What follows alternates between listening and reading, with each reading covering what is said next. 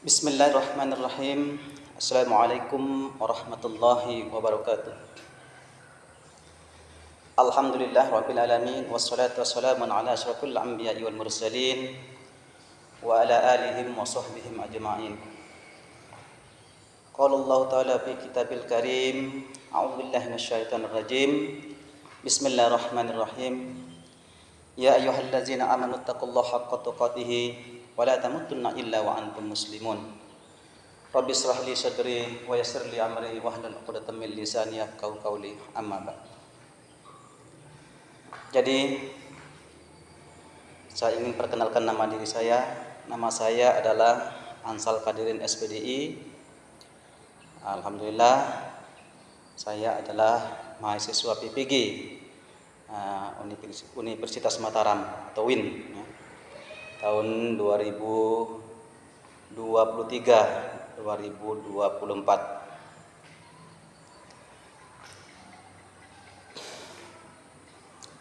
Sebelum kita akan mulai, sejenak kita panjatkan puja dan puji syukur kita kepada Allah Subhanahu wa taala. Semoga kita selalu diberikan limpahan rahmat dan kasih sayangnya kepada kita semua, sehingga kita dapat melaksanakan rutinitas kita, yaitu kita akan belajar sama-sama sebagai bekal kita hidup di dunia yang fana ini sampai di akhirat nanti. Kedua kali selawat dan salam terlupa kita haturkan kehadiran junjungan alam Nabi besar kita Muhammad sallallahu alaihi wasallam.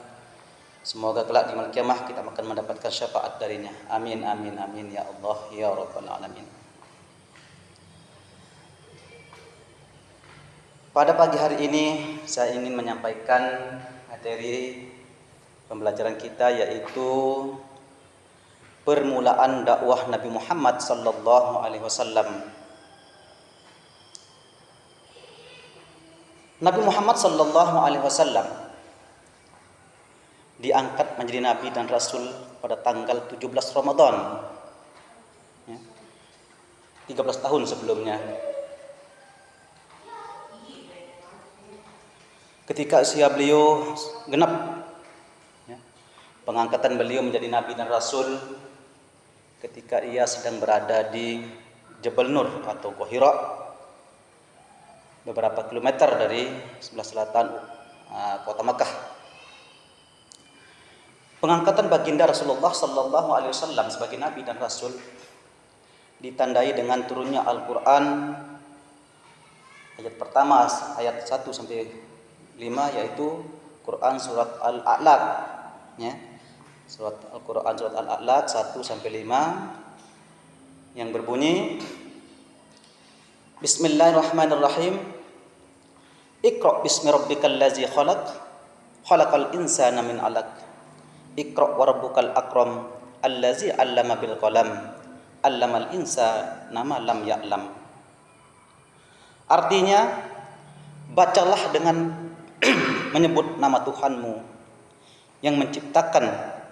Dia telah menciptakan manusia dari segumpal darah.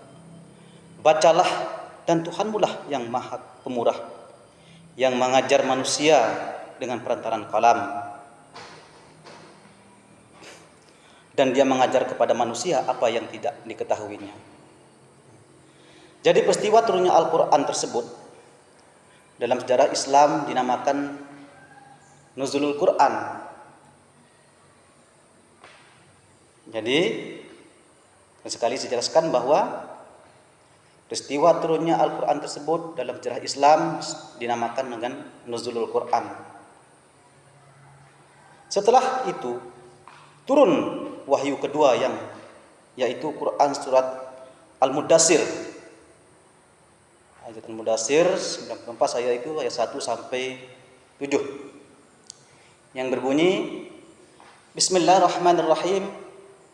Ya ayyuhal mudassir qum fa'anzir wa rabbuka fakabbir wa siyabaka fatahhir warrujza fahjur wala tamnun tansir tastakbir wali rabbika fasbir. Artinya, Hai orang-orang yang bergumul, bangunlah, lalu bersihkanlah. Maksud saya, bangunlah, lalu berilah peringatan, dan Tuhanmu agungkan, dan pakaianmu bersihkan, dan perbuatan dosa tinggalkanlah. Dan janganlah kamu memberi dengan maksud memperoleh balasan yang lebih banyak. Dan untuk memenuhi perintah Tuhanmu, bersabarlah. Setelah surat Al-Mudaththir berisi perintah Allah Subhanahu wa taala agar Nabi Muhammad sallallahu alaihi wasallam hendak melakukan berdakwah, mengajarkan ajaran Islam kepada umat manusia, maka baginda Rasulullah sallallahu alaihi wasallam pun berdakwah secara sembunyi-sembunyi berdasarkan Quran ayat Al-Syura ayat 214 ya, yang berbunyi Bismillahirrahmanirrahim wa anzir asiratakal aqrabin. Artinya, dan berilah peringatan kepada kerabat-kerabatmu yang terdekat. Maka setelah baginda Rasulullah sallallahu alaihi wasallam mendapatkan perintah dari Allah Subhanahu wa taala untuk menyebarkan ajaran Islam pada seluruh umat manusia di muka bumi ini, maka beliau pun segera melakukan dakwah tanpa harus menunggu hari esok, lusa maupun bulan depan. Maka Rasulullah sallallahu alaihi wasallam menjadikan rumah Arqam bin Arqam sebagai tempat berdakwah beliau. Dalam dakwah pertama Rasulullah sallallahu alaihi wasallam, yang pertama kali masuk atau yang menerima ajaran agama Islam adalah Siti Khadijah, yaitu istri beliau sendiri.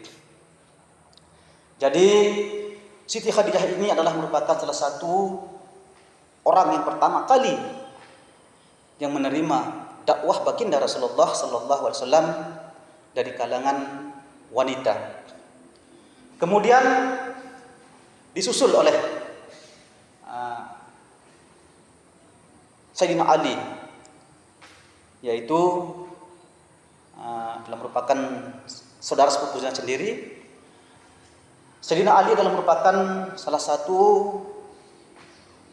orang yang pertama kali menerima ajakan dan dakwah Rasulullah sallallahu alaihi wasallam dari kalangan kanak-kanak. Setelah itu disusul oleh sahabat beliau, yaitu Abu Bakar As-Siddiq. Abu Bakar As-Siddiq adalah merupakan seorang yang pertama kali menerima ajakan dakwah baginda Rasulullah sallallahu alaihi wasallam dari kalangan kaum laki-laki dewasa. Kemudian diikuti oleh budaknya, yaitu Zaid bin Haris. Dia adalah merupakan budak pertama dari hamba sahaya yang pertama kali menerima ajakan dan dakwah baginda Rasulullah sallallahu alaihi wasallam.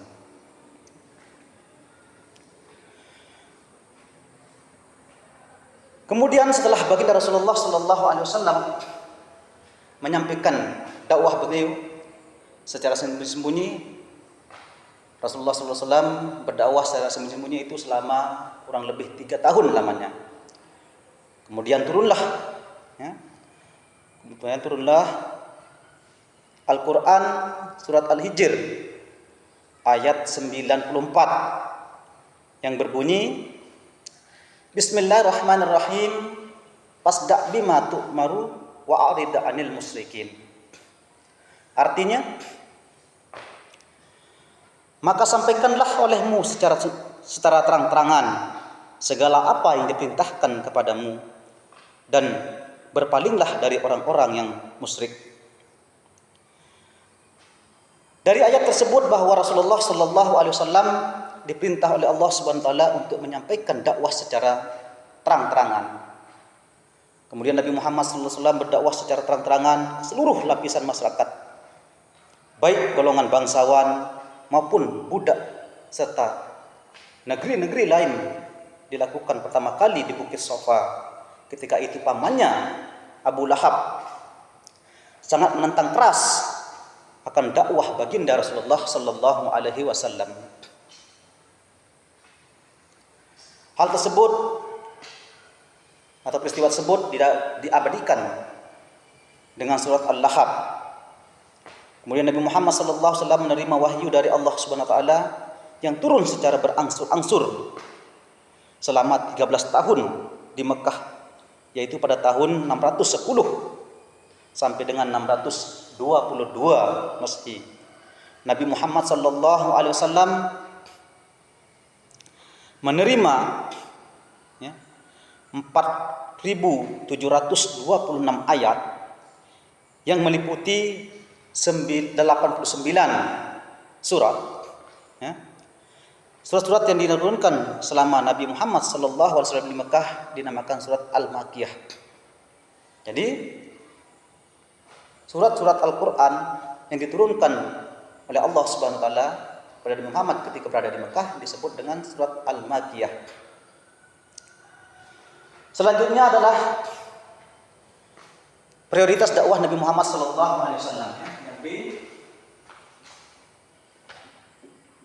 prioritas ke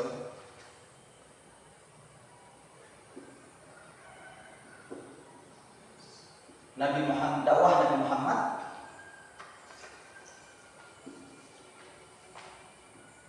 dakwah Nabi Muhammad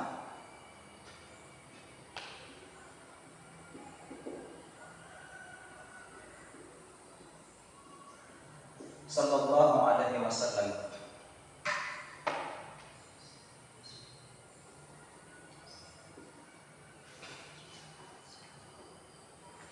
Sallallahu alaihi wasallam.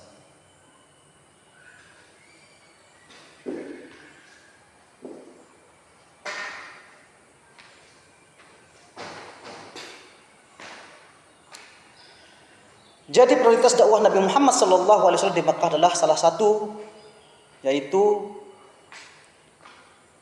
mengajarkan ketauhidan kepada seluruh umat manusia, terutama yang ada di kota Makkah. Jadi pada masyarakat Arab jahiliyah terdapat suatu kepercayaan berbagai Tuhan, ya, atau yang disebut dengan polipisme, ya, polipisme seperti penyembahan berhala, penyembahan bulan, penyembahan bintang, penyembahan jin, ruh, dan arwah nenek moyang, dan ajaran yang sangat bertentangan dengan ajaran yang dibawa oleh baginda Rasulullah sallallahu alaihi wasallam, yaitu ajaran agama Islam. Setelah itu penyembahan hanya kepada Allah, ya, datanglah dengan membawa ajakan tauhid, yaitu menyembah kepada Allah yang Maha Esa, yang tidak beranak dan tidak pula diperanakkan. Kebudayaan Arab pra-Islam sangat dipengaruhi oleh mitologi dan ajaran-ajaran sesat lainnya. Sedang Islam membawa peradaban atau kebudayaan baru berdasarkan petunjuk Allah Subhanahu wa taala dalam Al-Qur'an. Kemudian yang kedua yaitu kondisi masyarakat Mekah yang menyembah berhala. Nabi Muhammad sallallahu alaihi wasallam mendapat tugas mengajak masyarakat Mekah untuk menyembah Allah Subhanahu wa taala, Tuhan yang Maha Esa. Ajakan, maksud saya, ajakan Nabi Muhammad SAW bertentangan dengan kondisi masyarakat Mekah yang menyembah berhala.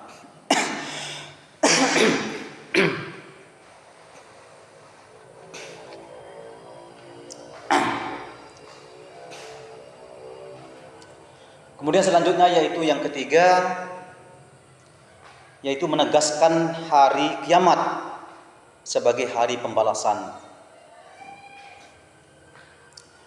Masyarakat Arab tidak percaya kepada hari pembalasan atau hari kiamat tersebut. Hari pembalasan sampai ada antara mereka bertanya-tanya, mana mungkin tulang belulang yang telah berserakan, yang telah rusak akan bisa dibangkitkan kembali oleh Allah SWT. Padahal baginda Rasulullah SAW sering mengatakan bahwa tidak ada sesuatu yang mustahil bagi Allah kalau memang Dia sudah berkehendak. Seandainya kita merenungkan bagaimana kejadian kita, apakah kita pernah menginginkan akan lahir di dunia ini dengan kondisi seperti ini? Tidak pernah kan? Namun tetapi Allah Subhanahu wa taala berkehendak untuk melahirkan kita hidup di dunia ini. Cukup Dia mengatakan kun fayakun, jadi maka jadilah. Maka suatu hal itu tersebut tidak ada yang akan bisa menghalangi Allah Subhanahu wa taala kalau memang Allah Subhanahu wa taala itu telah berkehendak dan berkeinginan untuk menciptakan makhluknya di muka bumi ini. Nabi Muhammad SAW memprioritaskan dakwah kepada ajakan untuk mempercayai adanya hari kiamat atau dengan hari pembalasan tersebut. Mereka perlu menjaga kehidupan yang selalu sesuai dengan aturan dan tuntunan Allah Subhanahu wa taala. Setiap kebaikan akan mendapatkan balasan kebaikan. Sebaliknya, setiap kejahatan akan mendapat balasan yang setimpal. Nabi Muhammad SAW berusaha meyakinkan para pengikutnya akan janji Allah bagi orang-orang yang beriman.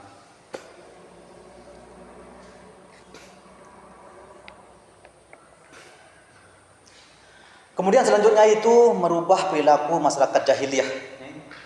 4 itu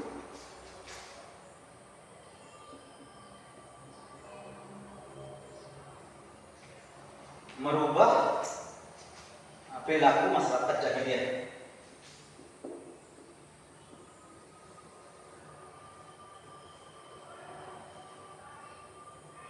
Jahiliyah.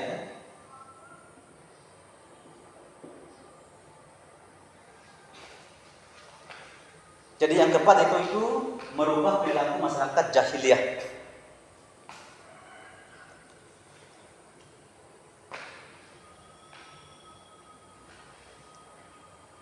Dalam tatanan kehidupan masyarakat Arab pra-Islam terdapat pada suatu kondisi atau tradisi yang melanggar etika atau akhlak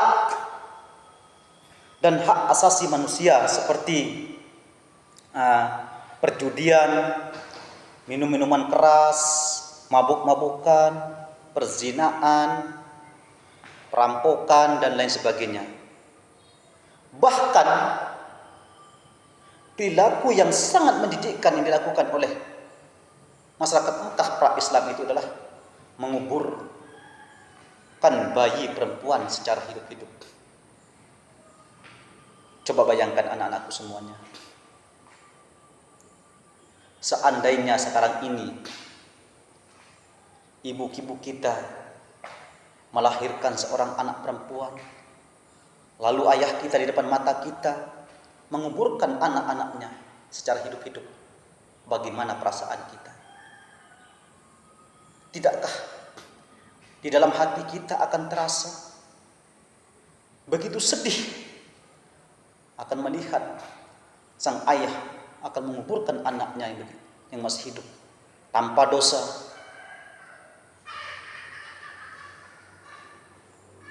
Sungguh kejam perbuatan daripada sang ayah yang dilakukan terhadap anaknya. Namun tetapi pada waktu itu masyarakat pra-Islam di kota Mekah sedikit pun tidak ada terlintas kasihan terhadap anak-anaknya yang baru lahir.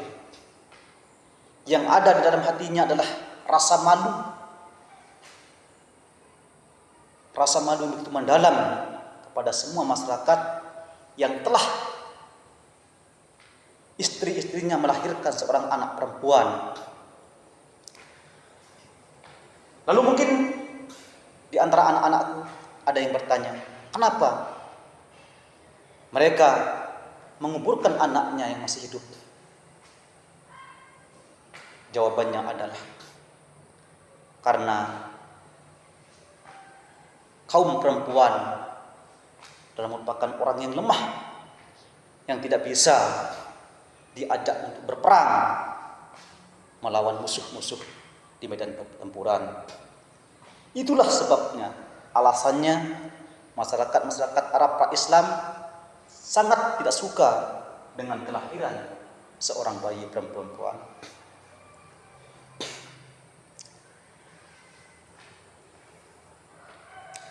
Kemudian secara bertahap-tahap Nabi Muhammad SAW merubah perilaku-perilaku mereka sehingga menjadi makhluk yang baik dan benar.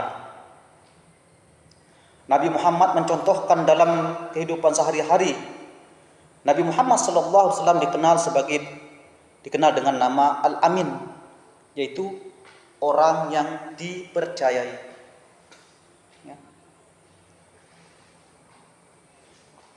Sebelum Nabi Muhammad SAW diangkat menjadi Nabi dan Rasul, memang dia telah terkenal sebagai seorang yang sangat baik hati, jujur, tidak pernah berbohong, tidak pernah berdusta, sehingga di kalangan masyarakat pra-Islam itu di Mekah, beliau sangat dihormati dan dihargai akan kejujuran daripada baginda Rasulullah SAW. Sehingga masyarakat Mekah mengakui akan kebaikan dan kejujuran Nabi Muhammad SAW. Al-Quran mengabdikan akhlak Nabi Muhammad SAW dalam Quran surat Al-Qalam ayat 4 yang berbunyi, A'udzubillahi minasyaitonirrajim, Bismillahirrahmanirrahim, wa innaka ala khuluqin azim. Artinya, dan sesungguhnya kamu benar-benar berbudi pekerti yang luhur, berbudi pekerti yang agung. Maksud saya, sesungguhnya kamu benar-benar berbudi pekerti yang agung. Kemudian kita selanjutkan, yaitu mengangkat dan melindungi hak asasi manusia.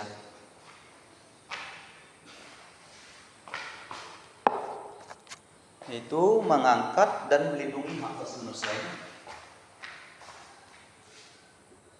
Mengangkat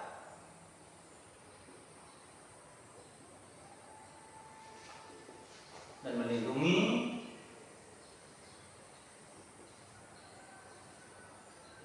hak asasi manusia.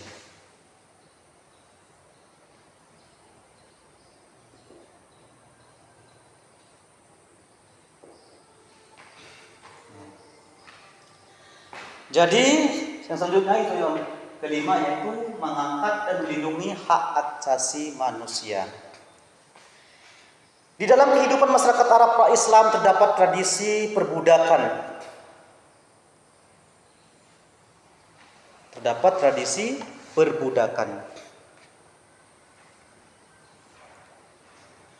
Jual beli budak merupakan hal biasa. Perbuatan itu mereka lakukan tanpa penyesalan, seolah-olah tanpa dosa. Sedangkan Islam mengajarkan manusia itu sama derajatnya. Hanya takwa yang membedakan mereka. Kehadiran Islam justru untuk mengangkat martabat mereka yang tertindas seperti para duafa, fakir miskin, dan lain sebagainya. Peradaban inilah yang akhirnya membawa benturan antara masyarakat Arab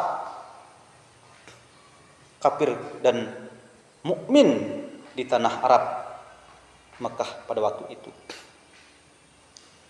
Kemudian selanjutnya yaitu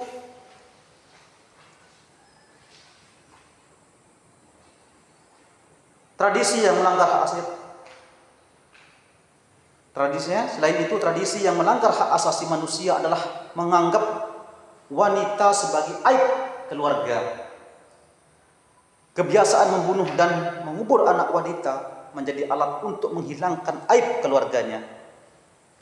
Islam datang untuk memuliakan dan mengangkat derajat wanita pada posisi yang tinggi dan terhormat. Itulah salah satu kelebihan daripada junjungan besar kita Muhammad sallallahu alaihi wasallam. Coba kita bayangkan anak-anakku semuanya. Seandainya baginda Rasulullah sallallahu alaihi wasallam tidak diutuskan untuk memperbaiki akhlak manusia di muka bumi ini, kita sudah bisa membayangkan di dalam pikiran kita bahwa pasti dan pasti 3, 4 atau 10, 20 tahun yang akan datang, maka dunia ini akan hancur. Dunia ini akan sepi, tanpa ada penghuni. Karena semua bayi-bayi perempuan itu dikuburkan secara hidup-hidup. Kemudian siapakah yang akan melahirkan generasi-generasi terus menerus lainnya? Untuk itu harapanku kepada anak-anak perempuan pertamanya, agar selalu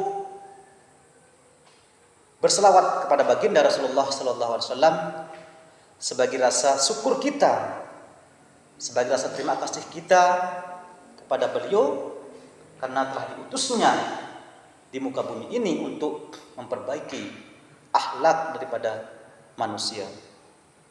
Coba bayangkan sekarang, seandainya baginda Rasulullah sallallahu alaihi wasallam dulu tidak diturunkan di muka bumi ini, maka perempuan-perempuan sekarang ini tidak pernah akan ada.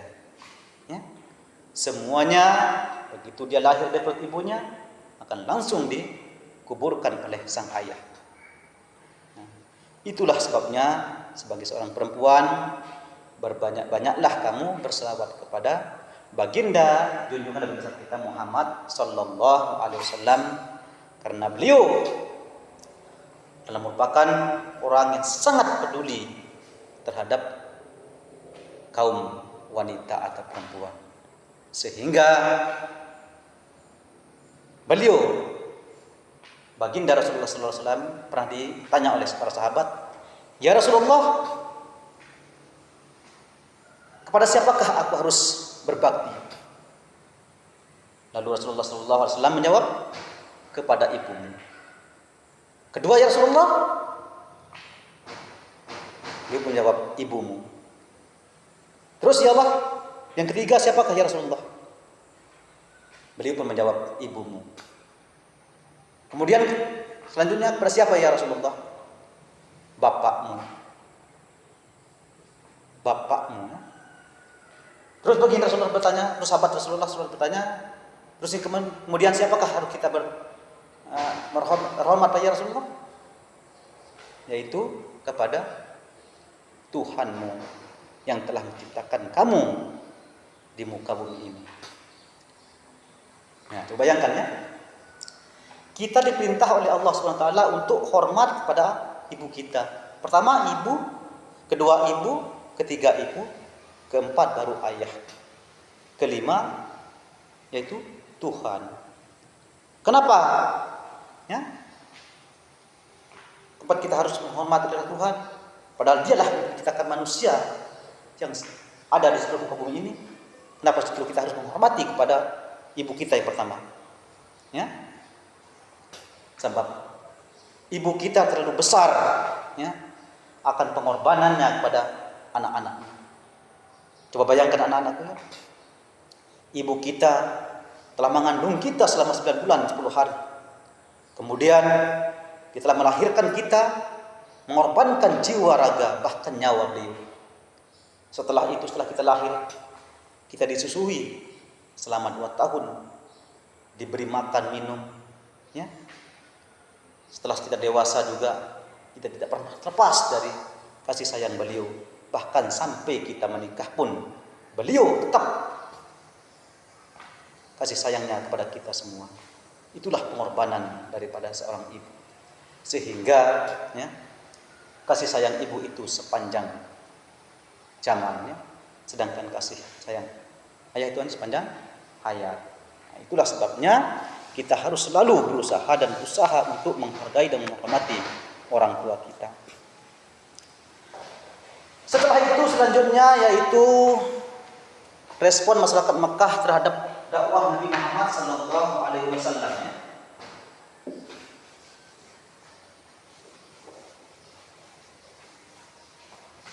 Yaitu respon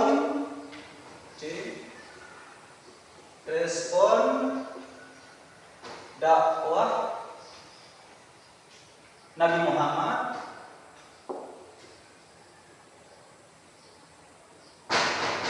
sallallahu alaihi wasallam ya. Jadi yaitu respon masyarakat Mekah terhadap dakwah Nabi Muhammad sallallahu alaihi wasallam.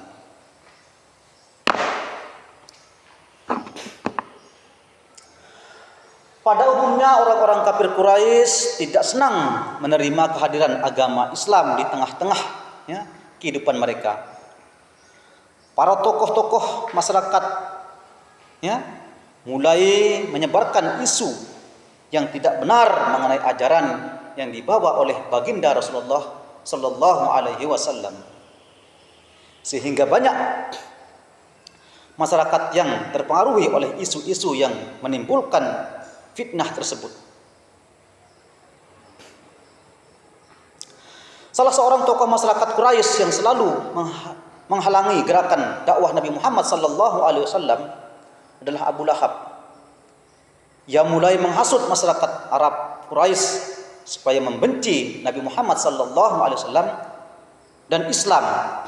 Bahkan Abu Talib pamannya beliau ya, yang telah melihara mengasuhnya sejak kecil juga diasut ya, untuk melarang Nabi Muhammad sallallahu alaihi wasallam agar tidak menyebarkan ajaran Islam.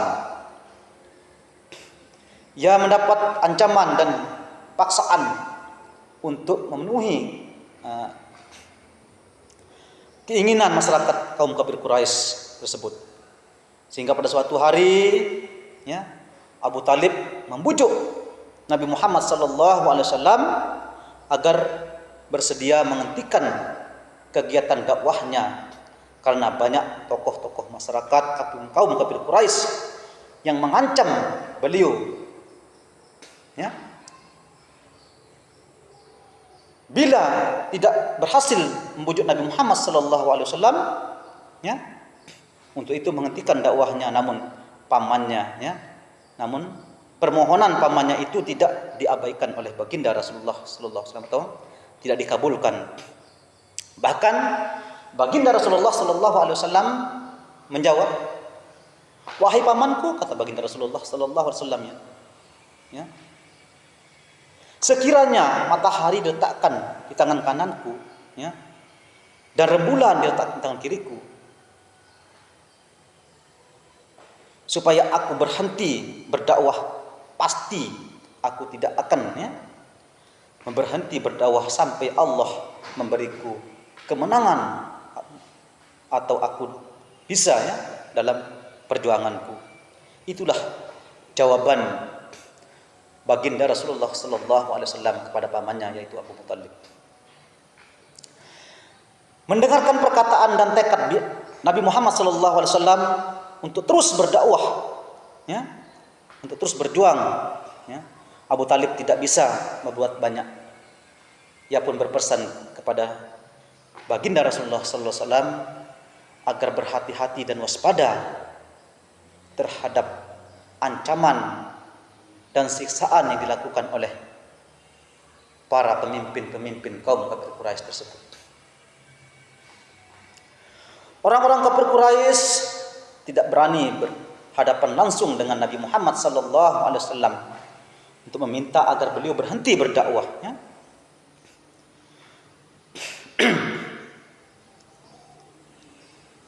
Mereka masih memandang posisi sosial pamannya, yaitu Abu Thalib, tetapi mereka berani mengambil tindakan terhadap keluarga dan para sahabat Nabi Muhammad SAW.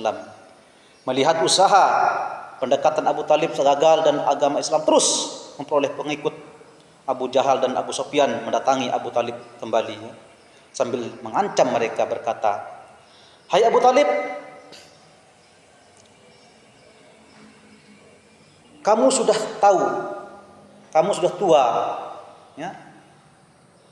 Kamu harus mampu menjaga dirimu, jangan membela Muhammad. Kalau hal ini terus dilakukan, maka keluarga kita akan pecah." Itulah yang dikatakan oleh Abu Lahab dan Abu Sufyan kepada paman beliau, yaitu Abu Muthalib. Namun hal tersebut tidak berhasil. Hal itu disebabkan karena tekad niat Nabi Muhammad SAW sudah bulat untuk terus melaksanakan dakwah Islam pada masyarakat Mekah, meskipun ia harus merubah terbunuh atau bertaruh nyawa.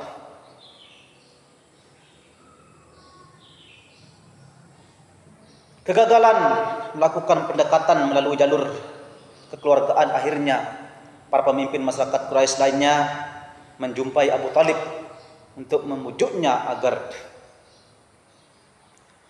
bisa menghentikan dakwah ponakannya itu.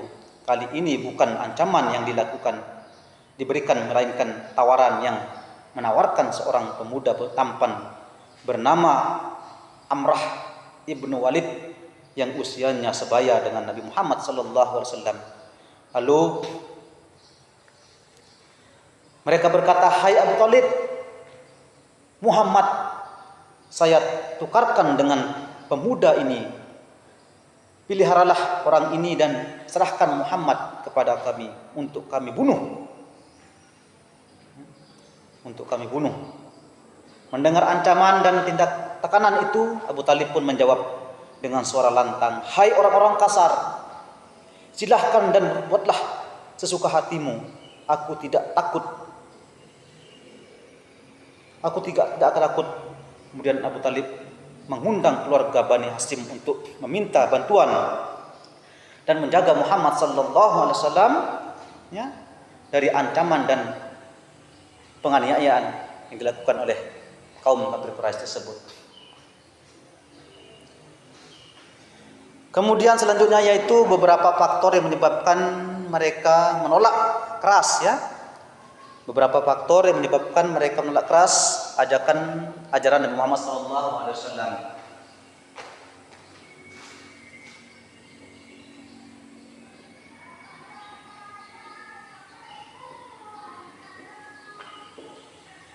Beberapa faktor yang menyebabkan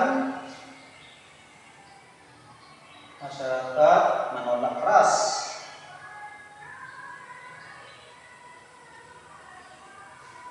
ajakan Rasulullah SAW.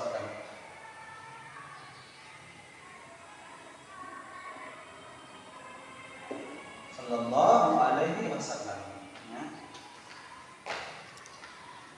Pertama yaitu perhatikan berapa faktor yang menyebabkan mereka menolak keras ajaran Muhammad, yaitu pertama yaitu kekuatan akan kehilangan, ketakutan akan kehilangan kekuasaan. Kaum kafir Quraisy tidak dapat membedakan antara kenabian dan kekuasaan. Di masa itu terjadi perebutan kekuasaan antara suku. Dengan mengikuti ajakan Muhammad, mereka menganggap bahwa mereka mengakui kekuasaan, mengakui kekuasaan Muhammad.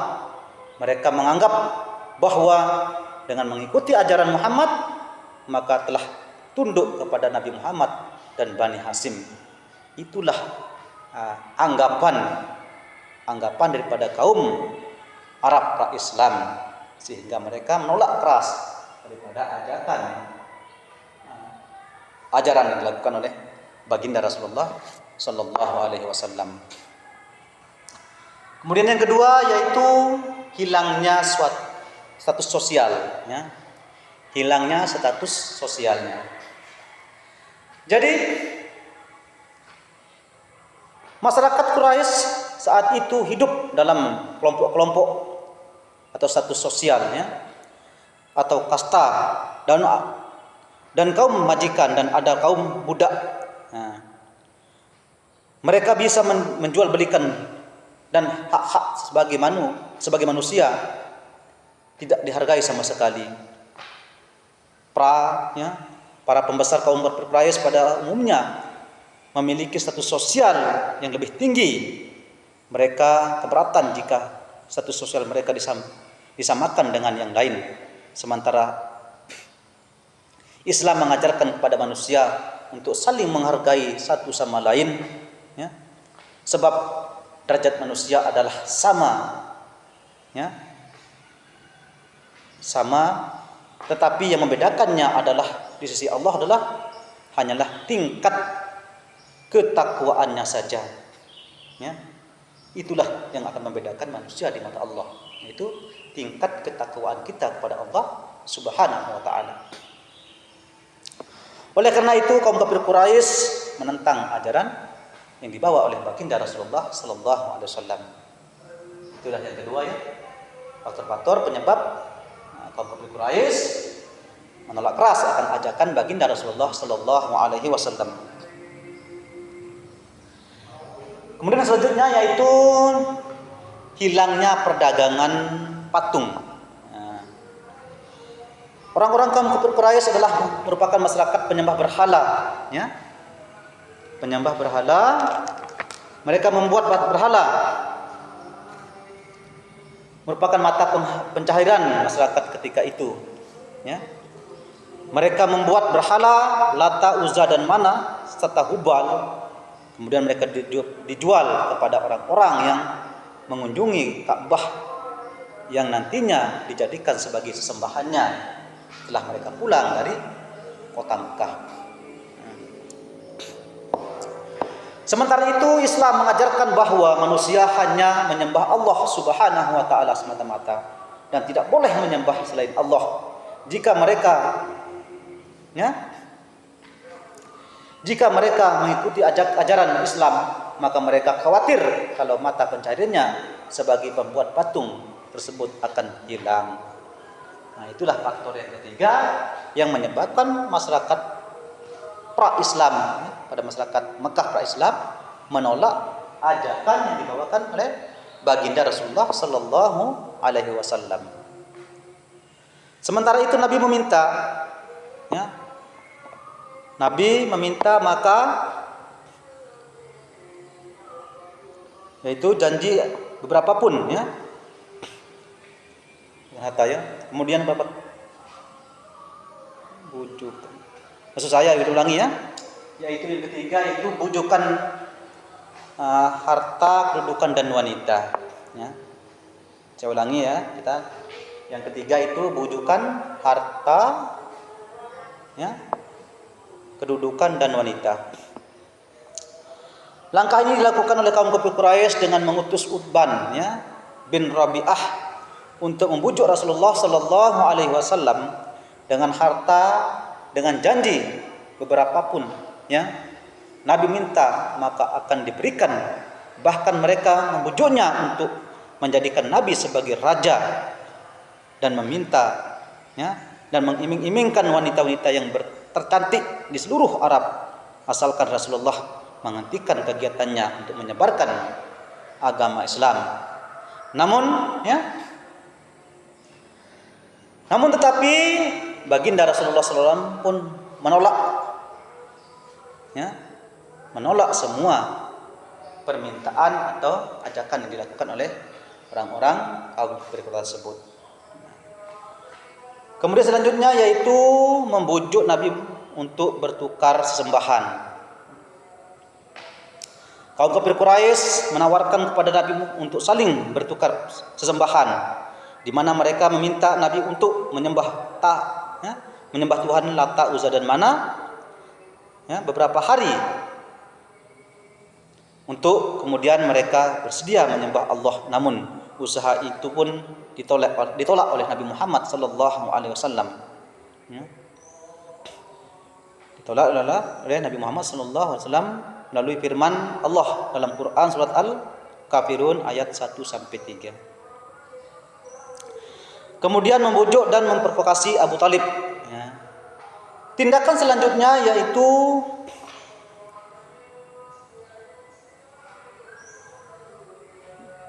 tindakan langsung terhadap Nabi, selalu menghadapi kegagalan, ya. Maka kaum kafir Quraisy pun beralih untuk mempengaruhi dan membujuk paman Nabi Muhammad SAW, yaitu Abu Talib, agar memerintahkan Nabi berhenti berdakwah. Ya. Mereka memprovokasikan dengan memberikan ganti Rasulullah dengan seorang pemuda yang gagah dan ganteng, dengan syarat Abu Talib tidak menghalang mereka untuk memberhentikan dakwah Rasulullah SAW. Kemudian selanjutnya yaitu menghasut masyarakat Mekah, ya. Kaum kafir Quraisy, yaitu para pemimpin kaum kafir Quraisy, berusaha keras untuk menghasut masyarakat Mekah untuk tidak mempercayai, ya, ajaran-ajaran yang dibawa oleh baginda Rasulullah sallallahu alaihi wasallam. Sehingga, ya, masyarakat Arab pun banyak, ya, yang tidak mempercayai akan ajaran yang dibawa oleh baginda Rasulullah sallallahu alaihi wasallam. Bahkan beliau pun berusaha untuk menghalang-halangi dakwah dilakukan oleh baginda Rasulullah sallallahu alaihi wasallam. Kemudian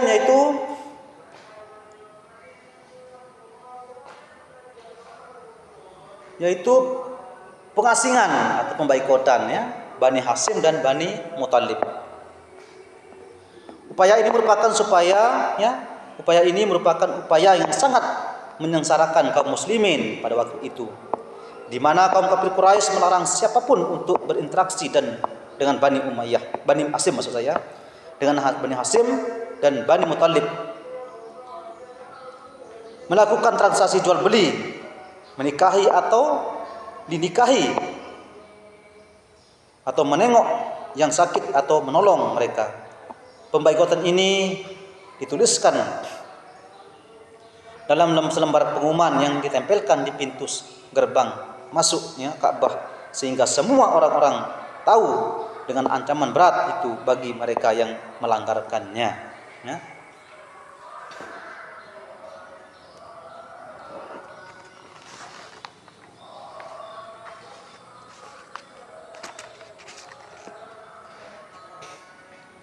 Kemudian yang terakhir yaitu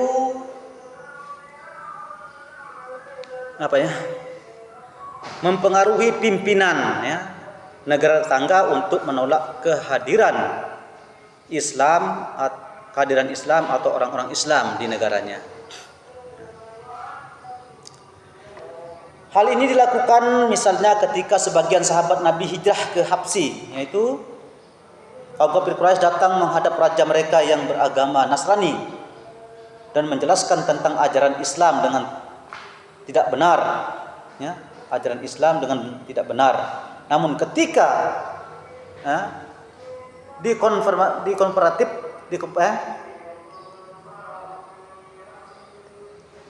dengan umat Islam yang jurubicarai oleh seorang yang bernama Ja'far, akhirnya mereka pun kalah dan Raja Habsyi pun memberikan jaminan keamanan kepada umat Islam yang datang berhijrah ke negaranya. Nah, itulah tindakan-tindakan yang dilakukan oleh kaum kafir Quraisy untuk menentang ajaran agama Islam yang dibawa oleh beliau. Selanjutnya yaitu respon atau modal kesuksesan Nabi Muhammad SAW dalam berdakwah di Mekah, ya. Nabi Muhammad SAW mengembangkan dakwahnya di Mekah dengan segala tantangan dan ancaman dari masyarakat kaum kafir Quraisy, ya. tantangan tersebut tidak menghalangi beliau untuk menghentikan dakwahnya. Beliau perjuangannya terus dilakukan sehingga pengikutnya terus bertambah, semakin hari semakin bertambah, dan keberhasilan tersebut tidak lepas dari karakter yang dimiliki oleh baginda Rasulullah sallallahu alaihi wasallam. Karakter-karakter tersebut antara lain yaitu sifat sabar, yaitu sabar. Nabi Muhammad sallallahu alaihi wasallam memiliki kesabaran dalam menghadapi ancaman dan siksaan yang dilakukan oleh orang-orang kaum kafir Quraisy. Tantangan dan hambatan gangguan baik dari keluarga maupun masyarakat Mekah. Sikap sabar menjadi modal utama Nabi Muhammad sallallahu alaihi wasallam untuk terus berdakwah dan tidak pernah putus asa. Walaupun kaum kafir Quraisy, para pemimpin kaum kafir Quraisy menentang beliau, melempari beliau dengan kotoran, mencaci maki, menghina, mengancam akan untuk membunuh beliau, namun beliau tetap sabar dan tidak pernah melakukan pembalasan kepada perbuatan-perbuatan yang dilakukan oleh kaum kafir Quraisy tersebut. Dia selalu sabar dan tidak pernah berbalik untuk mencaci maki dan menghina orang-orang kaum kafir Quraisy. Kemudian yang kedua yaitu kegigihan dan keulatannya, kegigihan dan keulatan beliau. Nabi Muhammad sallallahu alaihi wasallam memiliki kegigihan dan keulatan dalam menyebarkan Islam baik kepada keluarga maupun masyarakat Mekah. Kegigihan dan keulatan menghadapi segala rintangan yang dilakukan oleh kaum kafir Quraisy tersebut. Jadi, walaupun berbagai macam rintangan, ancaman, siksaan yang dilakukan oleh para pemimpin kaum kafir Quraisy, dia tetap terus menerus melakukan dakwahnya itu tanpa menyerah sedikit pun. Bahkan pamannya yang memintanya untuk berhenti berdakwah pun dia tolak dengan perkataan bahwa jikalau bulan diletakkan di tangan kananku, maksud saya matahari diletakkan di tangan kananku dan bulan diletakkan di tangan kiriku, demi Allah aku tidak akan berhenti berdakwah sebelum aku menang dalam menghadapi. Kemudian selanjutnya yaitu berakidah yang benar, berakidah yang benar dan kuat. Karakter ini menjadi modal utama dalam berdakwah Nabi Muhammad sallallahu alaihi wasallam. Beliau meyakini akan janji Allah Subhanahu wa taala, Beliau tidak pernah ragu akan janji Allah yang akan melindungi dakwahnya. Itulah salah satu yang menjadi motivasi atau pendorong bagi beliau, yaitu bagi Rasulullah SAW untuk terus berdakwah, bahwa dia akan yakin dan janji Allah untuk akan melindungi beliau dari semua ancaman dan rintangan dilakukan oleh kaum kafir Quraisy. Kemudian yang keempat yaitu akhlak terpuji dan menjauhi kemungkaran. Jadi Nabi Muhammad SAW sudah terkenal dengan Al-Amin sebelum diangkat menjadi Nabi dan Rasul.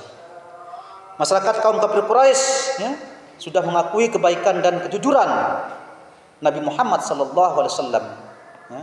Sehingga ketika Nabi Muhammad SAW diangkat jadi Nabi dan Rasul, semua orang tidak bisa menolak dan kebenaran dakwahnya.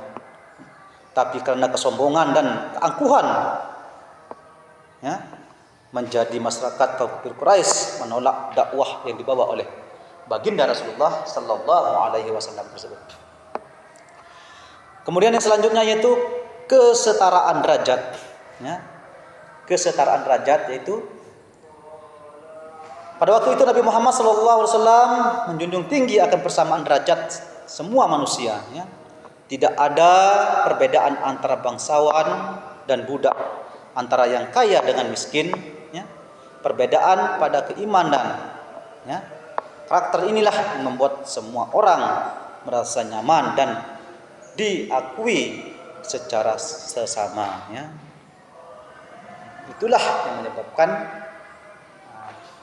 masyarakat Arab pada waktu itu banyak yang memeluk agama Islam karena tidak ada perbedaan dalam agama tersebut, ya. Baik kaya, miskin, jabatan, pangkat, kedudukan, semuanya sama di mata Allah Subhanahu wa taala. Tetapi, ya, yang membedakan manusia itu adalah ketakwaannya kepada Allah Subhanahu wa taala. Baiklah anak-anakku semuanya, mungkin sudah ini yang bisa kita sampaikan pada pertemuan hari ini. Insyaallah minggu depan kita akan lanjutkan dengan dakwah Nabi Muhammad sallallahu alaihi wasallam di Madinah. Mudah-mudahan apa yang Bapak sampaikan pada hari ini dapat berguna bagi diri saya sendiri, ya, bagi anak-anak semuanya, dan harapan saya, ya, silahkan anak-anakku terus belajar dan belajar agar kita bisa hidup dengan baik dan berakhlak mulia seperti apa yang dimiliki oleh akhlak baginda Rasulullah sallallahu alaihi wasallam. Sekedar ini yang perlu saya sampaikan, lebih kurangnya mohon maaf. Wallahul muwaffiq wal hadi ila sabilir rasyad. Wassalamualaikum warahmatullahi wabarakatuh.